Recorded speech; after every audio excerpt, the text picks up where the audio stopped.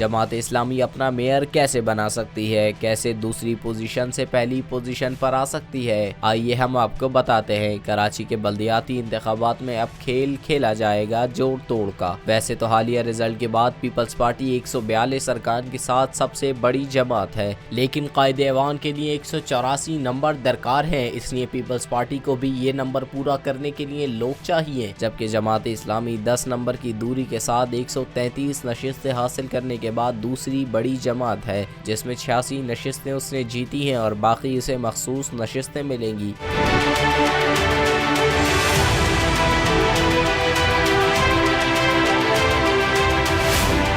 बात की जाए पीटीआई की, तो पीटीआई को 40 जीती गई नशिस्तों पर 14 खवातीन, 2 नौजवान, 2 लेबर, 2 अक़लियत की नशिस्तें मिलेंगी, जिसके बाद पाकिस्तान तहरीके इंसाफ ऐवान में 60 नशिस्तों के साथ तीसरी बड़ी जमात होगी। अगर जमात इस्लामी और तहरीक इंसाफ आपस में हाथ मिला लें तो इत्तेहाद की सूरत में जमात इस्लामी कराची का मेयर ला सकती है, क्योंकि कायदे ऐवान के लिए 184 नंबर दरकार हैं, जबकि पीटीआई और जमात इस्लामी के मिलकर 193 अरकान हो जाएंगे।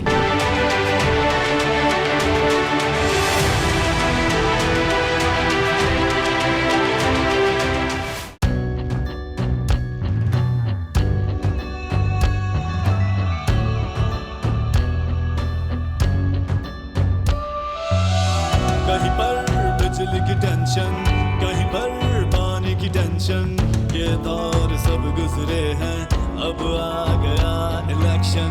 सुन सुन कर थक गए हुक्मरानों के ये राग, जाग पाकिस्तानी जाग, जाग पाकिस्तानी जाग, जाग पाकिस्तानी जाग, जाग पाकिस्तानी जाग, जाग पाकिस्तानी जाग, जाग पाकिस्तानी जाग, जाग पाकिस्तानी जाग, जाग पाकिस्तानी जाग, जाग पाकिस्तानी जाग। सब्सक्राइब करें और बेल दबाएं ताकि कोई खबर रह न जाए।